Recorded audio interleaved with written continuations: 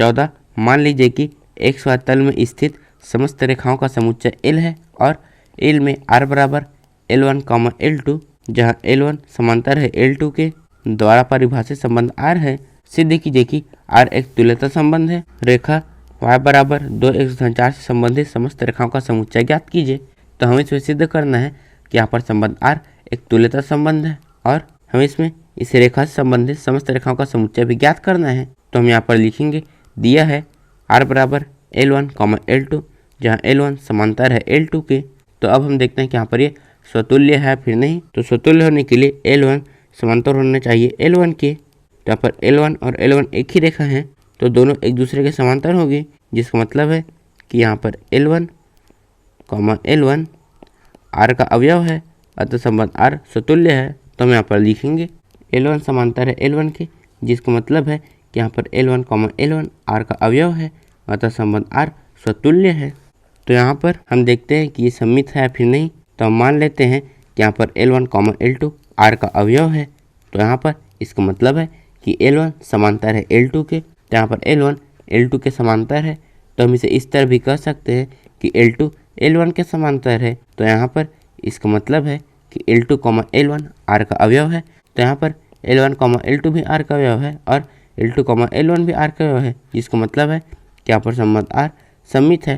तो हम यहाँ पर लिखेंगे, अतः संबंध R सममित है। तो हम देखते हैं कि यहाँ पर ये संक्रामक है फिर नहीं।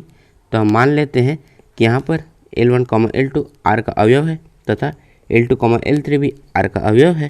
तो यहाँ पर इसका मतलब है कि L1 समांतर है L2 के तथा इसका मतलब है कि L2 समांतर है L3 के। तो यहाँ पर ये है L1 जो कि समांतर है L2 के और L2 समांतर है L3 के। तो यहाँ पर जब तीनों समांतर हैं तो L1 L3 के समांतर होगा। तो हम यहाँ पर लिखेंगे L1 समांतर है L3 के। तो यहाँ पर इसका मतलब है कि L1, L3 R का अवयव है। तो यहाँ पर L1, L2 भी R का अवयव है, L2, L3 भी R का अवयव है और L1, L3 भी R का अवयव है, जिसका मतलब है कि यहाँ पर संबंध R संक्रामक है।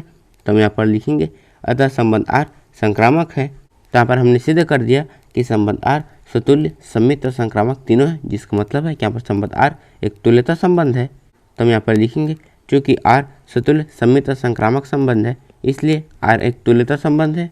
और अब हमें इस रेखा से संबंधित समस्त रेखाओं का समुच्चय ज्ञात करना है। यहाँ पर संबंध इस प्रकार है कि L1 समांतर है L2 के, मतलब हमें इसके समांतर सभी रेखाओं के समुच्चय को ज्ञात करना है। तो यहाँ पर इसके समांतर जितनी भी रेखाएं होंगी वो इस रेखा से संबंधित होगी।